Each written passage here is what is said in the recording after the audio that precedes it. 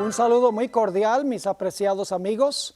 Hoy vamos a continuar nuestro estudio con la parte número 2 del tema, la vindicación del carácter de Dios.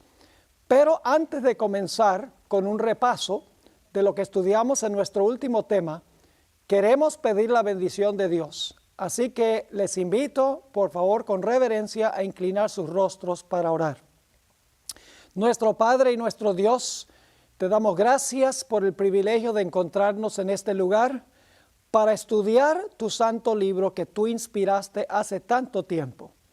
Pedimos la compañía de tu Espíritu y tus ángeles en nuestro estudio. Ilumina nuestras mentes y abre nuestros corazones para recibir el mensaje que tienes para nosotros. Te lo imploramos en el precioso nombre de tu Hijo, Cristo Jesús. Amén. Quiero hacer un breve repaso primero de lo que estudiamos en nuestro primer tema de esta serie, Conflicto Cósmico. Estábamos notando en nuestro último estudio que hay dos conceptos especiales que distinguen el mensaje de la Iglesia Adventista del mensaje de todas las demás iglesias. La Iglesia Adventista tiene muchos puntos de doctrina en común con otras iglesias. Creemos que Cristo es el Salvador, creemos que Cristo murió, que Cristo resucitó, ascendió al cielo, va a regresar de nuevo. Pero hay ciertos conceptos que la Iglesia Adventista tiene que no comparten otras iglesias. Y hay dos puntos específicos a donde la teología adventista se distingue de la teología de todas las demás iglesias. Uno de esos puntos es el gran conflicto universal entre el bien y el mal. No un conflicto solamente aquí en la tierra, sino un conflicto universal entre el bien y el mal, incluyendo a los seres celestiales. El segundo punto que distingue a la teología adventista de todas las demás iglesias es la doctrina del santuario. Y la doctrina del santuario ilustra cómo Dios toma los pasos necesarios para resolver el problema del gran conflicto entre el bien y el mal. Leímos dos citas de la escritora más prolífica en la historia de la Iglesia Adventista, Elena White, donde ella afirmó que la doctrina del santuario es el fundamento y el pilar central de toda la teología adventista. También nos dimos cuenta que ella afirmó que el propósito del plan de la salvación no era solamente salvar al ser humano, sino el propósito era vindicar, exonerar y justificar el carácter de Dios ante el universo. Notamos en nuestro primer estudio que había seres celestiales antes que existiese cualquier ser humano en este planeta. Es decir, había habitantes en otros mundos. Y además de eso estaba la hueste angélica cuando este mundo fue creado. Eso lo leímos en el libro de Job, el capítulo 38 y los versículos 4 hasta el versículo 7. Nos dimos cuenta que antes de la creación de este mundo, había un santuario celestial con un arca del pacto. A cada lado del arca se encontraba un ángel cubridor, un querubín cubridor. Y en el centro del arca se manifestaba la gloria de Dios, la presencia de Dios. La tapa del arca se llamaba el propiciatorio y allí era que descendía la gloria de Dios. Y los querubines a cada lado cubrían con sus alas el trono de Dios representado por el propiciatorio. Nos dimos cuenta que mucho tiempo antes de la creación de este mundo, esos dos querubines que estaban a cada extremo del trono de Dios estaban en perfecta armonía con el gobierno de Dios. Pero en determinado momento, uno de esos personajes que se conoce como Lucifer se llenó de celos en contra de Jesús. Y como resultado de los celos contra Jesús, decidió guerrear en contra del gobierno de Dios. No solamente estaba involucrado Jesús en el conflicto con este personaje, sino que este personaje se levantó inclusive contra el Padre, contra Dios el Padre.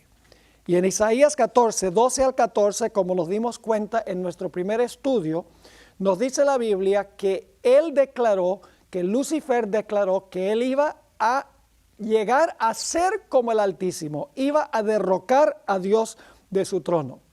Pero él sabía que solo no podía hacerlo y por lo tanto empezó a influir sobre las huestes celestiales para tratar de ganar adeptos, para procurar ganar simpatizantes. La Biblia nos dice que para esto él tuvo que mentir, tuvo que regar calumnias y chismes en contra del carácter de Dios, tratando de hacer quedar mal a Dios. Y haciendo quedar mal a Dios ante los seres celestiales, logró, según la Biblia, conquistar a una tercera parte de los ángeles celestiales. Y debemos recordar que hay millones y millones de ángeles. Es decir, Lucifer, con sus argumentos mentirosos, logró conquistar a una tercera parte de todas las huestes angelicales que se unieron con él en su rebelión. Estábamos hablando también en nuestro primer tema sobre los argumentos que lanzó Lucifer en contra de Dios. En primer lugar, dijo que Dios hace acepción de personas, porque el Padre consultó a Jesús en cuanto a la creación de este mundo, pero no consultó a Lucifer. Es decir, Lucifer declaró: Dios el Padre tiene favoritos, tiene personas que Él favorece y a otros que favorece menos. Dios le da privilegios especiales a su Hijo por encima de todos los demás. Además de eso, Lucifer acusó a Dios de guardar secretos. Decía: ¿por qué razón es que el Padre le revela ciertos secretos a su Hijo y no se los revela a todos los seres celestiales?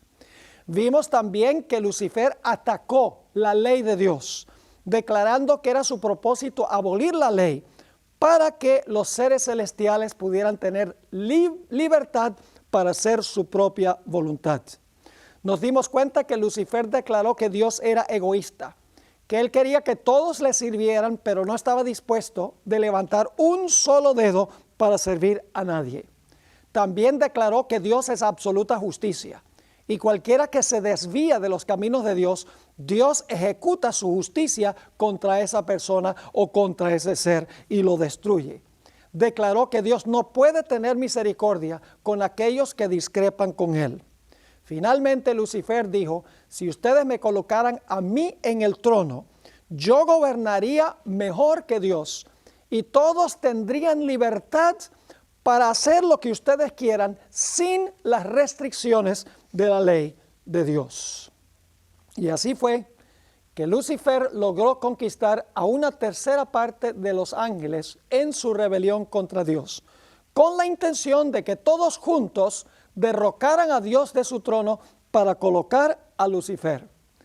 La Biblia tiene nombres muy interesantes para este personaje, Lucifer, que después de su caída lo conocemos como el diablo y Satanás. La palabra diablo significa calumniador, alguien que calumnia en cuanto a la reputación de otro. La palabra Satanás significa adversario y es un nombre muy apropiado para Satanás. Significa adversario o acusador. Siempre que se usa la palabra Satanás en la Biblia, Satanás está acusando. Nos dimos cuenta que Dios decidió no destruir a Lucifer inmediatamente. Si hubiera destruido a Lucifer inmediatamente, los ángeles celestiales hubieran servido a Dios por temor y no por amor. Hubieran dicho: mire, Lucifer cuestionó a Dios y Dios lo destruyó. Mejor obedecemos a Dios o si no, nos destruye a nosotros también.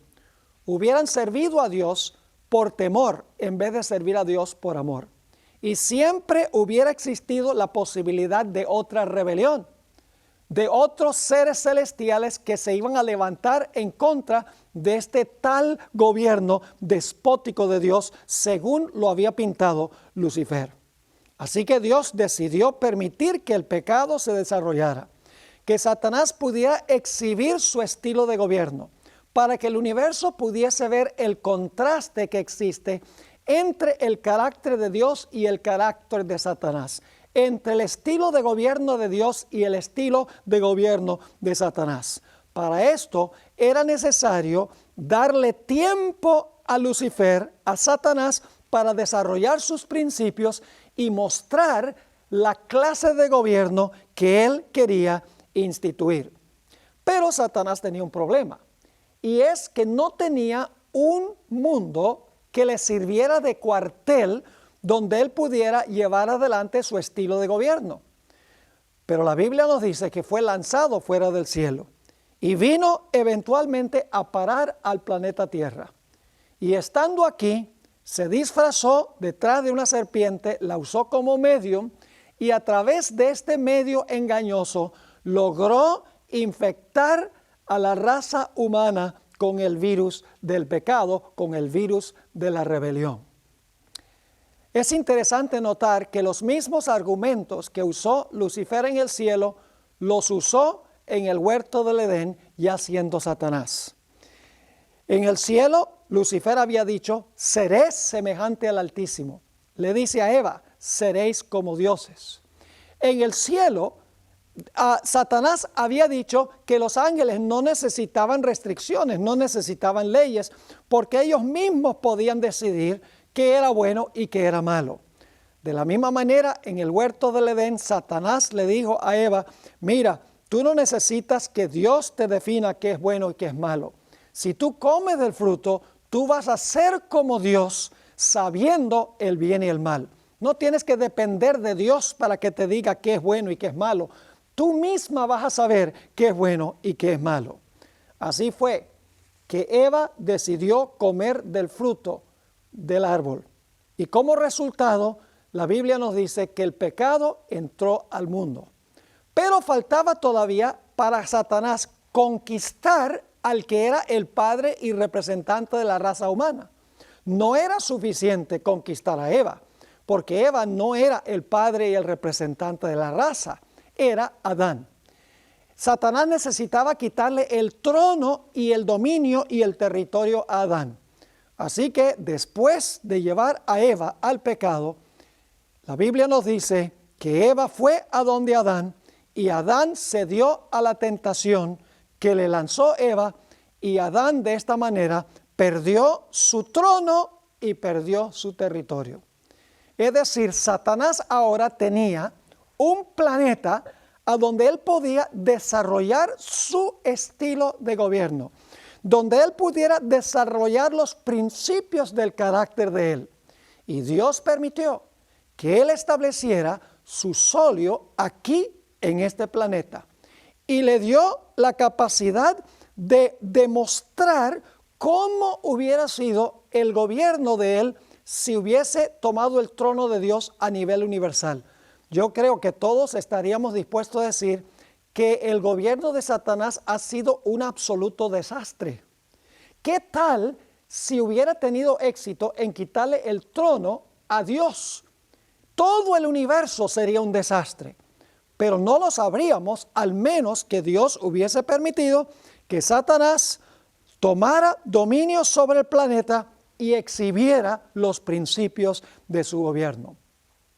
En realidad, mis queridos amigos, el gran conflicto entre el bien y el mal es un conflicto que está siendo observado por los seres celestiales.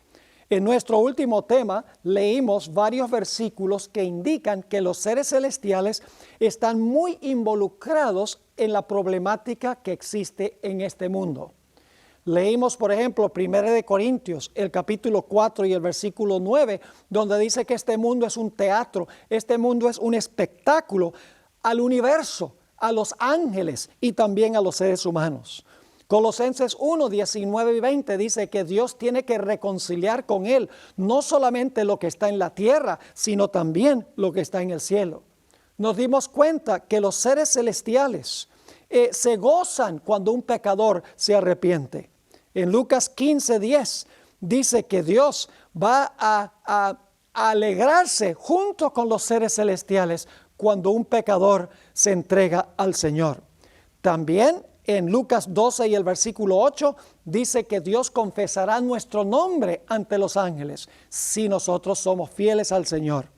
En Apocalipsis 3:5 nos dice exactamente lo mismo. Y en 1 de Pedro, el capítulo 1 y el versículo 12, dice que lo que anunciaron los profetas del Antiguo Testamento en cuanto a Cristo, los mismos ángeles desean entender estas cosas. Así que en la Sagrada Escritura encontramos abundante evidencia de que este mundo está siendo observado por los seres celestiales para ver el contraste entre el carácter de Dios y el carácter de Satanás, entre los principios del gobierno de Dios y los principios del gobierno de Satanás. Hay una historia bíblica que ilustra de una forma espectacular cómo el cielo está observando lo que está sucediendo aquí. Ese libro es el libro de Job. No tengo tiempo de entrar a todos los detalles en cuanto al libro de Job. Probablemente muchos de los que están viendo este programa conocen bien la historia.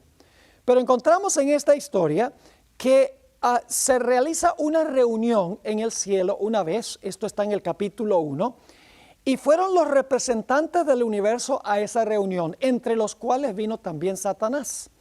Ahora, la pregunta clave es ¿por qué vino Satanás a esa reunión de los representantes de todo el universo? La razón es sencilla. Satanás le quitó la posición a Adán como padre y representante y gobernante de este planeta. Es decir, cuando Adán escogió servir a Satanás, se convirtió en siervo y Satanás se convirtió en su señor. Y como todos han pecado, todos están en la misma situación. Así que Satanás viene entre los representantes de todo el universo. Y Dios le dice, ¿de dónde vienes? Él dice, vengo de la tierra, de rodear la tierra y de andar por ella. Y entonces Dios le dice, tú no has visto a mi siervo Job, hombre recto, varón temeroso de Dios, varón apartado del mal. Satanás le dice, pero es porque tú lo rodeas de toda clase de bendición, lo proteges, lo prosperas. Pero si tú le quitaras todas esas cosas, él te blasfemaría tu rostro. La Biblia nos dice que todo el cielo está observando lo que está sucediendo en esta historia. Dios le dice a Satanás, tú dices eso, está bien, yo te voy a permitir que tú le quites todo lo que tú quieras quitarle. Y verás que todavía me será fiel. Y todos conocemos la historia. Satanás salió, le quitó todo lo que Job tenía, incluyendo a sus hijos. Y Job dijo, Dios dio y Dios quitó. Sea alabado el nombre del Señor. En esto no pecó Job. Yo me imagino los seres celestiales en ese momento dijeron, ve, Dios tiene razón. Job permaneció fiel a Dios, aunque Satanás le quitó todo. Todavía sigue fiel a Dios. Dios tiene razón. Se celebra una segunda reunión en el cielo, un segundo concilio celestial. Van todos los representantes del universo al concilio celestial, entre los cuales va también Satán. Y se entabla una nueva conversación y Dios dice, ¿de dónde vienes? Satanás dice, bueno, vengo de la tierra y de rodear por ella. Y Dios le dice, ¿no has considerado a mi siervo Job que aún conserva su integridad cuando tú me volcaste en contra de él? Y Satanás le dijo, bueno, lo que pasa es que tú no me dejaste tocarlo a él. Si tú me hubieras dejado tocarlo a él, tú verías que él te blasfemaría a tu rostro. Recuerden que todos los seres celestiales están observando lo que está sucediendo en esta historia para ver quién tiene razón. ¿Será que Dios tiene razón o será que Satanás tiene razón? Dios le dice a Satanás en presencia de todos los testigos del concilio celestial, te doy permiso para que tú lo aflijas en la forma que tú quieras. Lo único que te prohíbo es que les quites la vida, porque si le quitas la vida, la prueba se terminó. La Biblia nos dice que Satanás salió y afligió a Job con una sarna maligna desde la punta de la cabeza hasta la punta de los pies, que se rascaba con una teja. Y sin embargo la Biblia nos dice que Job permaneció fiel a Dios. Después de esto, perdió el apoyo de su esposa, perdió el apoyo inclusive de sus mejores amigos y parecía que había perdido también el apoyo de Dios. Pero Job declaró, aunque me matare, aún en Él confiaré. Los seres celestiales estaban viendo el contraste entre el carácter de Dios y el carácter de Satanás. Estaba viendo que Satanás es un destructor, es malvado, que causa enfermedad, que causa destrucción, muerte y desolación. Y estaban viendo que Dios es exactamente lo contrario. Estaban captando una visión, todos los seres del concilio celestial, en cuanto a cómo es Dios y cómo es Satanás. Esta historia es extraordinaria y nos ilustra qué es lo que está pasando en este gran conflicto entre el bien y el mal. Así que el propósito del plan de la salvación es exonerar a Dios. El propósito del plan de salvación, de lo que Dios permite en este mundo, el pecado, el hecho de que Cristo vino a encarnarse para vivir una vida perfecta, para morir por el pecado, todo eso tiene un propósito. Y el propósito es ultimadamente vindicar a Dios de las acusaciones de Satanás, exonerar a Dios de toda acusación, justificar a Dios y a su gobierno, no solo ante este mundo, sino ante todo el universo. Es decir, el propósito del plan de salvación es mucho más amplio y profundo que el de salvar al ser humano. En realidad, en el proceso de salvar al ser humano, Dios está mostrando cómo es su carácter en contraste con Satanás. Cómo son los principios de su gobierno en contraste con los principios del gobierno de Satanás.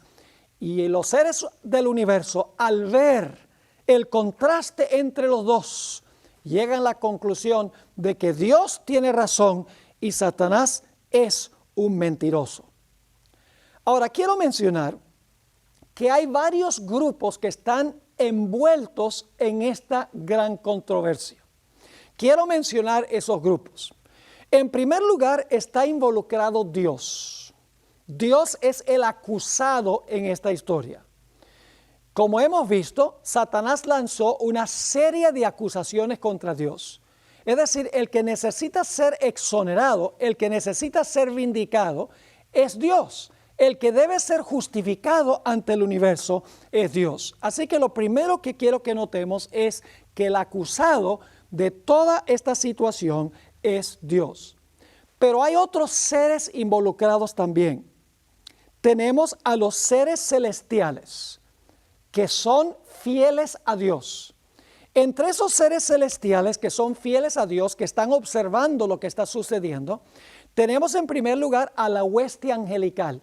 La Biblia dice que son millones y millones de ángeles que hay en el cielo.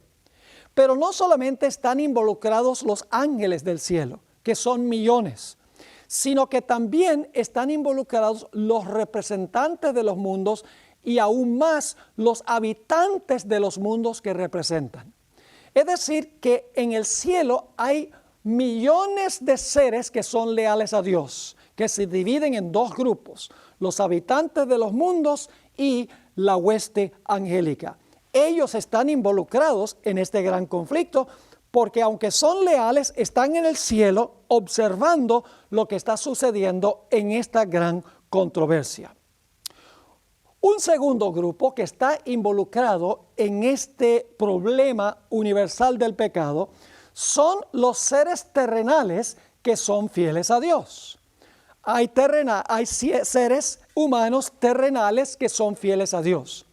Algunos de ellos ya han muerto, murieron siendo fieles al Señor.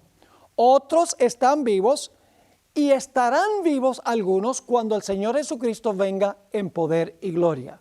Es decir, los justos que han muerto y los justos que están vivos y que estarán vivos están también envueltos en el conflicto y están observando cómo Dios resuelve el problema del pecado. Están observando el contraste entre el carácter de Dios y el carácter de Satanás, entre el estilo de gobierno de Dios y el estilo de gobierno de Satanás. Así que el acusado es Dios. En segundo lugar, están involucrados los seres celestiales, que son los ángeles y los habitantes de los mundos. Están involucrados también los seres terrenales, tanto los que murieron siendo fieles como los que están y estarán vivos siendo fieles a Dios. Hay un tercer grupo que está involucrado en esta gran controversia y son seres celestiales infieles. Estos son Satanás y sus ángeles. Les digo seres celestiales porque originalmente estaban en el cielo, pero todos sabemos que fueron lanzados fuera del cielo. Pero son seres celestiales infieles. Ellos están involucrados en esta gran controversia, porque Satanás es el general y sus ángeles hacen lo que dice el general. Ellos son los que están causando el mal, son los que están gestionando el mal, son los que están dirigiendo el gobierno de Satanás con el estilo que nosotros estamos viendo el día de hoy. Así que el tercer grupo que está involucrado son los seres celestiales infieles, Satanás y sus ángeles. Un cuarto grupo de seres son los impíos que viven en el planeta Tierra. Los que no han recibido a Jesús como Salvador, aquellas personas que son en realidad instrumentos en las manos de Satanás porque han rechazado a Cristo como Salvador, están involucrados en esta gran controversia también. Así que tenemos varios grupos involucrados en todo el universo en este problema del pecado. Tenemos a los seres celestiales fieles que habitan en el cielo, que son los ángeles y los habitantes de otros mundos. En segundo lugar, tenemos los seres terrenales que han sido fieles antes de su muerte y que serán fieles estando vivos inmediatamente antes de la segunda venida de Jesús. Nos hemos dado cuenta que también hay seres celestiales infieles, que son Satanás y sus ángeles. Y luego hay seres terrenales infieles, que son los impíos que cumplen los designios de Satanás. Ahora, Dios resuelve el problema del pecado en el juicio.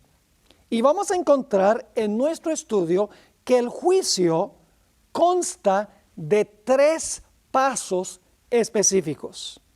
El propósito del juicio no es informar a Dios. Dios no necesita abrir los libros para averiguar qué ha hecho cada persona en este mundo. Eso no es necesario, porque la Biblia dice que Dios conoce el fin desde el principio. El propósito del juicio no es para informar a Dios, porque Dios es omnisciente. El propósito del juicio es aclarar cualquier duda que pueda haber en las mentes de los seres celestiales y de los seres terrenales en cuanto al carácter de Dios.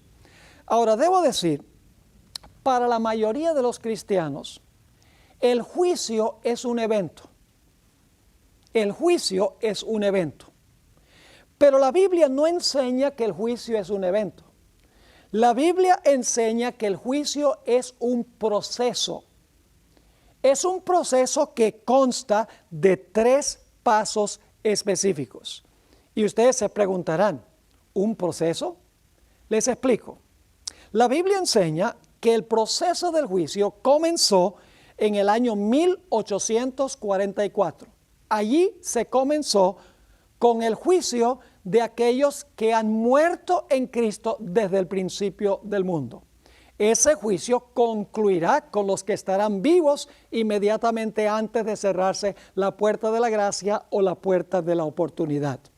Es decir, en 1844 comienza el juicio de los justos y ese juicio continúa hasta el momento cuando se cierra la puerta de la gracia.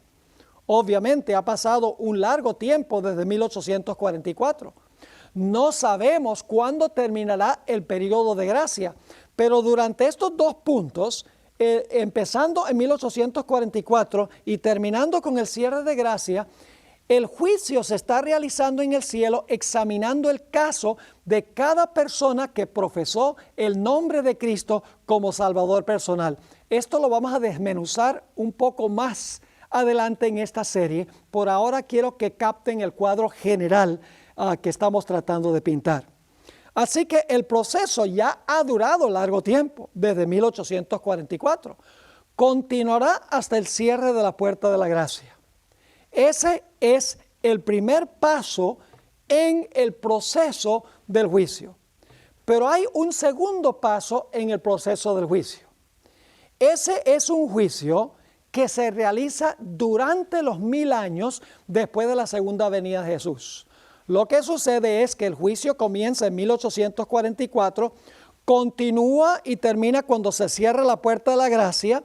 Después de cerrarse la puerta de la gracia viene un periodo corto cuando caen las plagas.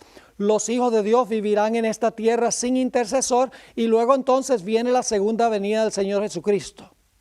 Y cuando Jesús venga, va a llevar a su pueblo al cielo. Todo esto lo vamos a estudiar y lo vamos a ver desde una perspectiva bíblica. Ahora quiero que vean el cuadro. Cuando Cristo venga por segunda vez, Él va a llevarse a los fieles que murieron en Él y a los fieles que están vivos al cielo. Y entonces viene la segunda etapa del juicio, el juicio milenial. Y ustedes dirán, pero pastor, ¿la Biblia habla de un juicio milenial?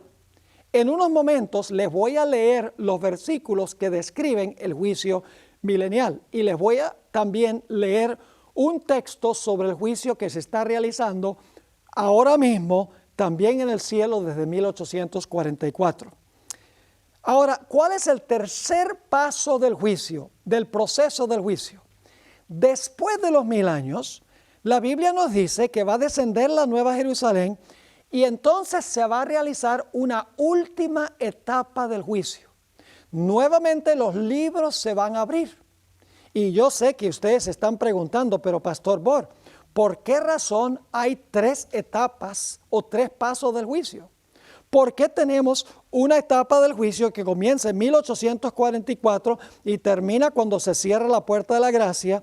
Luego otra etapa del juicio durante el periodo de los 1000 años con los santos en el cielo. Y luego otra etapa del juicio después de los 1000 años. ¿Por qué Dios no sencillamente hace una etapa y se terminó el asunto? Lo primero que quiero hacer son leer los versículos que presentan estos pasos del juicio. El libro de Apocalipsis nos presenta estas 3 fases o estos 3 pasos del proceso del juicio. Recuerden, el juicio no es un evento, el juicio es un proceso que comienza en 1844 con los que profesaron el nombre de Cristo y termina cuando se cierra la puerta de la gracia o de la oportunidad. Cuando se cierra la puerta, ya Cristo ha demostrado al universo todos los que son suyos. Luego entonces viene el tiempo de angustia, Cristo regresa y entonces toma a los que murieron en Cristo y a los que están vivos, los que fueron juzgados en el juicio de 1844 hasta el cierre de gracia, se los lleva al cielo para que allá ellos desempeñen una segunda etapa del juicio. Después de los 1000 años, la tercera etapa del juicio. ¿Por qué razón 3 etapas? Vamos a leer el contenido bíblico primero y le voy a explicar luego por qué hay 3 etapas del juicio. La primera etapa se describe en Apocalipsis, el capítulo 14 y el versículo 6 y 7. Las 3 etapas están en Apocalipsis. Dice allí en Apocalipsis 14, 6 y 7 que es el mensaje del primer ángel, es el último mensaje de Dios al mundo. Dice lo siguiente: vi volar por en medio del cielo a otro ángel que tenía el evangelio eterno para predicarlo a los moradores de la tierra, a toda nación, tribu, lengua y pueblo. Ahora, quiero parar un momento allí y quiero preguntarles esto. Cuando se está predicando el evangelio, ¿todavía la gente tiene oportunidad de salvarse? Bueno, esa es una pregunta un tanto absurda, porque si se está predicando el evangelio, la gente todavía tiene oportunidad de salvarse. Así que este primer ángel, cuando está proclamando su mensaje, hay posibilidad de salvación. La puerta de la gracia está abierta. O si no, de nada valdría predicar el evangelio. Ahora noten lo que dice el primer ángel en el versículo 7 y comienzo de nuevo en el versículo 6 para el contexto. Vi volar por el medio del cielo a otro ángel que tenía el evangelio eterno para predicarlo a los moradores de la tierra, a toda nación, tribu, lengua y pueblo, diciendo a gran voz. El ángel que está predicando el evangelio ahora va a decir algo a gran voz. ¿Qué dice?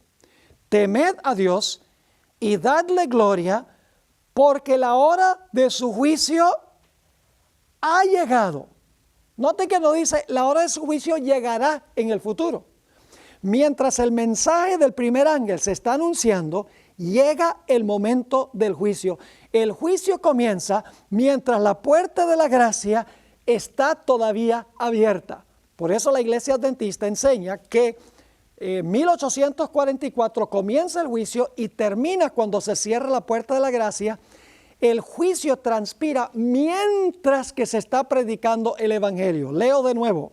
Vi volar por en medio del cielo a otro ángel, que tenía el Evangelio eterno para predicarlo a los moradores de la tierra, a toda nación, tribu, lengua y pueblo, diciendo a gran voz, temed a Dios y dadle gloria, porque la hora de su juicio ha llegado, y adorad a aquel que hizo el cielo y la tierra, el mar y las fuentes de las aguas. Claramente, Apocalipsis 14, 6 y 7 nos indica que el juicio comienza mientras se está predicando el Evangelio. La Iglesia Adventista, conforme a la profecía de Daniel 8:14, hasta 2300 días y el santuario será purificado, y a la luz de Levítico 23, sabemos que ese juicio comenzó en cierto día, cierto mes y cierto año. Comenzó el 22 de octubre del año 1844. En esta serie no vamos a tratar la cronología, pero tengo otros materiales a donde estudio en detalle Daniel el capítulo 8 sobre la cronología del inicio del juicio. Ahora, mencioné también que después del tiempo de angustia, el pueblo de Dios será llevado al cielo. Cristo vendrá, llevará a su pueblo a la casa del Padre. Y entonces allá en el cielo, sus hijos van a juzgar. Y ustedes dicen, ¿la Biblia dice eso? ¿Cómo no? En Apocalipsis 20 y el versículo 6 nos dice lo siguiente.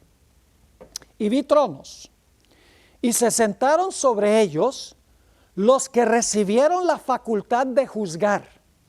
Fíjense que se van a sentar sobre tronos gente que tiene la facultad de juzgar, es decir, recibieron la capacidad de juzgar. Y luego sigue diciendo, y vi las almas de los decapitados por causa del testimonio de Jesús y por la palabra de Dios, los que no habían adorado a la bestia ni a su imagen, y que no recibieron la marca en sus frentes ni en su mano, y vivieron y reinaron con Cristo 1000 años. Noten aquí que nos dice que los que murieron en Cristo, y obviamente creemos que también los que están vivos cuando Cristo venga, dice que recibieron la facultad de juzgar. Y dice que vivieron y reinaron con Cristo 1000 años. Ahora la pregunta clave es, ¿a quién van a juzgar los fieles de Dios durante el periodo de los 1000 años? La Biblia tiene la respuesta. En 1 Corintios 6, 1 al 3, y debo repetirles, todos estos detalles los vamos a estudiar en esta serie. Vamos a ir cronológicamente de cómo Dios paso por paso resuelve el problema del mal. Ahora solamente estamos introduciendo el tema para que puedan ver el panorama general de este asunto.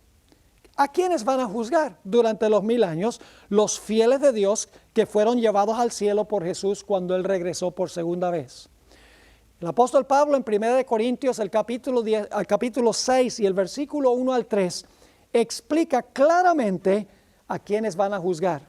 Ahí el apóstol Pablo dice, ¿no sabéis que los santos han de juzgar al mundo?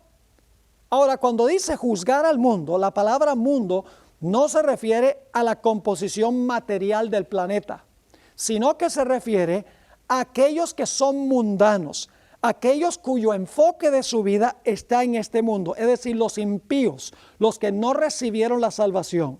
Dice, ¿no sabéis que los santos han de juzgar al mundo? Y luego dice, ¿no saben ustedes, los corintios, que los santos juzgarán a los ángeles? Inmediatamente nos preguntamos, ¿a cuáles ángeles? No puede ser que los salvos van a juzgar a los ángeles buenos, porque los ángeles buenos no necesitan ningún juicio. Obviamente, cuando dice el apóstol Pablo que los santos juzgarán al mundo, significa que van a juzgar a los impíos que se quedaron en la tierra cuando Jesús se llevó a los salvos al cielo. Y los ángeles que los salvos juzgarán tienen que ser los ángeles malos, Satanás y sus ángeles que quedaron atados en este planeta cuando el Señor Jesucristo regresó por segunda vez para llevarse a su pueblo al cielo. Así que claramente la Biblia presenta que también habrá una etapa milenial del juicio. Así que hemos visto que el juicio comienza mientras el Evangelio se está predicando. Luego nos dimos cuenta que hay un juicio que se realiza durante los 1000 años, también en Apocalipsis. Y ahora quiero que noten que hay un juicio después de los 1000 años. En Apocalipsis el capítulo 20 y el versículo 13, Apocalipsis el capítulo 20 y el versículo 13 nos dice lo siguiente en cuanto a lo que sucede después del milenio. Y el mar entregó los muertos que había en él. Y la muerte y el Hades entregaron los muertos que había en ellos. Cuando dice aquí que el mar entregó los muertos, significa que los muertos están resucitando. Cuando dice la muerte y el Hades entregaron los muertos, el Hades es el sepulcro, significa que ahora los impíos después del milenio están resucitando. Y luego dice, y fueron juzgados cada uno según sus obras. Ahora fíjense qué interesante. Aquí nos dice que después de los 1000 años, el mar va a entregar los muertos que están en él, es decir, van a salir aquellos que murieron en el mar, de la muerte a la vida, van a resucitar. Y luego dice que los que fueron al Hades, es decir, al sepulcro, también van a resucitar. Y entonces dice, fueron juzgados cada uno según sus obras. Un juicio después de los 1000 años. Así que el libro de Apocalipsis nos presenta claramente 3 fases o 3 etapas o pasos del juicio. Un juicio antes de la segunda venida, mientras la puerta de la gracia está abierta. Ese juicio es a favor de los justos. Una segunda etapa del juicio durante los 1000 años y luego una última etapa del juicio después de los 1000 años. Y claro, la pregunta que surge es esta: ¿por qué es que Dios desempeña el juicio en estos 3 pasos? Ahora les voy a explicar la razón. La razón por la cual Dios tiene que juzgar y mostrar los registros de los que recibieron a Jesús es que Él tiene que demostrarle al universo que Él no se está llevando arbitrariamente a un grupo de personas al cielo. Tiene que mostrar claramente que las personas que Él se va a llevar, tanto los que murieron antes de su venida como los que están vivos cuando Él venga, tiene que demostrar que ellos recibieron a Cristo como Salvador personal, que el fruto de su vida demostró que recibieron a Jesús. Él tiene que mostrar que este grupo tiene derecho a la vida eterna. No es porque Dios no lo sepa, es porque los seres celestiales necesitan entender que Dios no es arbitrario en llevarse a este grupo. Ahora, ¿por qué hay que juzgar a este grupo antes de la segunda venida? La respuesta es obvia. Si Cristo se los va a llevar al cielo en la segunda venida, pues tiene que haber demostrado de antemano que son dignos de ser llevados, o si no, no habría la posibilidad de llevárselos al cielo sin que hubiese dudas en las mentes de las personas que han presenciado los casos de cada uno de ellos. Es decir, como Jesús se va a llevar a los justos al cielo en la segunda venida, es necesario demostrar que ellos eran dignos de ser llevados antes de que Cristo viniera. Es decir, el propósito de esta etapa del juicio es demostrarle a todos los seres celestiales, a los ángeles y los habitantes de los mundos que nunca pecaron, mostrarles que Dios es justo y verdadero en llevarse a este grupo al cielo, que Él tiene derecho de llevarse a los justos al cielo. Se ha visto cada caso y se ha demostrado que Dios no decidió arbitrariamente quiénes iban a ir y quiénes no, sino que Dios demostró que estos recibieron a Jesús y que Jesús se los puede llevar. esta etapa del juicio, antes de la segunda venida, es para convencer a los seres celestiales que Dios actuó correctamente en cada caso de los justos que Jesús se va a llevar. Ahora, ¿cuál es el propósito de la etapa del juicio durante los 1000 años? Indudablemente, cuando los salvos estén en el cielo, juzgando durante los 1000 años, va a resultar un fenómeno muy interesante. Y es que hay gente que estábamos seguros que iban a estar allí, que no están. Y hay gente que está allí que nunca pensábamos que podían ir. Inmediatamente surgen preguntas. ¿Por qué estos individuos que nunca esperábamos ver aquí están? ¿Y por qué estos individuos que esperábamos ver aquí no están? Dios ahora va a abrir los libros de los impíos para mostrarle a los salvos por qué es que los impíos no fueron traídos al cielo. Que Dios no fue arbitrario, que Dios fue absolutamente correcto en dejar a todos los impíos en el planeta Tierra. Se van a abrir los casos de todos los impíos. El propósito no es solamente convencer a los seres celestiales de que Dios obró correctamente en condenar a los impíos, sino también el propósito es convencer a los salvos del mismo hecho que Dios actuó correctamente en dejar en el planeta muertos a los impíos por no haber recibido a Jesús como Salvador personal. Es decir, la segunda etapa del juicio tiene el propósito de convencer a los seres celestiales que Dios obró justamente en dejar muertos en la tierra durante el milenio a los impíos, y también de convencer a los salvos de que Dios actuó correctamente en dejar a esa gente allá y en salvar a los que están en el cielo que nunca se esperaban que estuviesen allí. Ahora los salvos van a entender por qué esas personas que parecían ser moralmente buenas no llegaron al cielo, no recibieron a Cristo como Salvador personal. Nuevamente, el propósito del juicio, mis queridos amigos, es exonerar a Dios, es justificar a Dios. El propósito es vindicar a Dios. Dios no va a dejar cabos sin atar. Dios va a demostrar ante todos los seres celestiales: yo tengo razón en llevarme a esta gente al cielo. Ustedes vieron cada caso y saben que cada uno recibió a Cristo como Salvador personal, lo manifestó en su vida y ustedes saben que tengo derecho de llevármelos. Ahora ustedes saben también por qué razón no traje a los que se quedaron en la tierra. Han visto sus registros y saben que yo actué correctamente. Pero hay un grupo que todavía Dios no ha convencido. El grupo que todavía no ha convencido son los impíos y Satanás y sus ángeles. Ha convencido a todos los seres celestiales en cuanto a su justicia en salvar a los que se fueron al cielo y condenar a los que se quedaron en la tierra. Pero todavía resta por convencer a los impíos de por qué ellos se perdieron y mostrarle a Satanás y a sus ángeles el fruto de su rebelión. Por esa razón, después de los 1000 años, los otros muertos que representan a los impíos van a resucitar de los muertos. Todos los seres que jamás hayan vivido en la historia del planeta Tierra, todos los impíos van a estar fuera de la santa ciudad, de todas las épocas. Y ahora viene la tercera etapa del juicio, del cual leímos en Apocalipsis 20 y el versículo 13. Ahora Dios, en visión panorámica por encima de la ciudad, le va a mostrar a Satanás y a sus ángeles y a los impíos toda la historia de la raza humana. Y va a mostrar las decisiones que cada uno de ellos tomaron en el curso de la historia de la raza humana. Le va a mostrar a los impíos las oportunidades de salvación que tuvieron y cómo rechazaron esas oportunidades. Dios les va a mostrar los frutos lóbregos de la obra de Satanás y sus ángeles.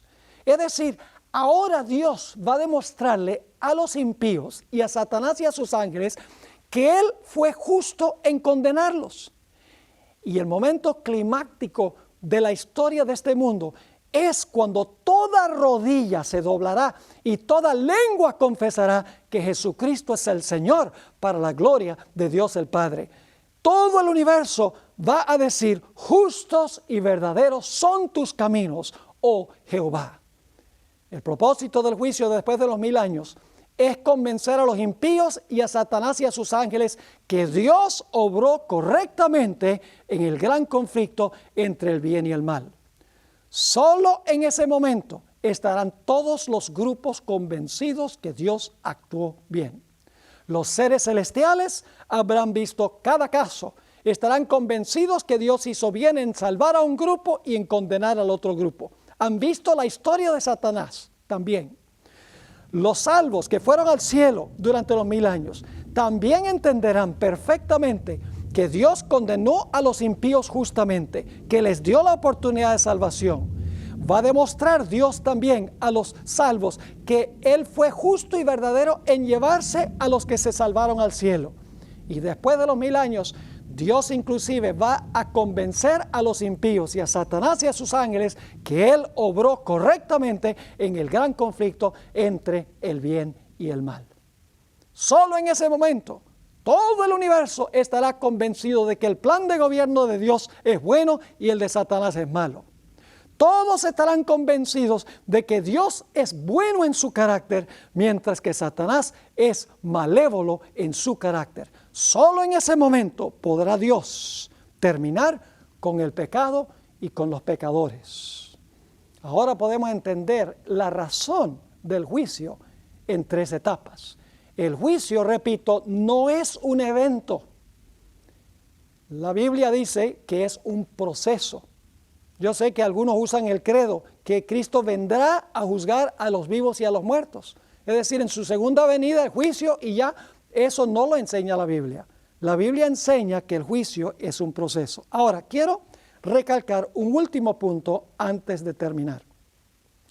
Y es que cada etapa, cada una de las etapas del juicio, cada uno de los 3 pasos del juicio consta de 3 partes. Y ustedes dicen, ¿cada etapa consta de 3 partes? ¿Cuáles son las 3 partes? Les explico. El primer paso o la primera parte es investigación. El segundo paso es dictar la sentencia.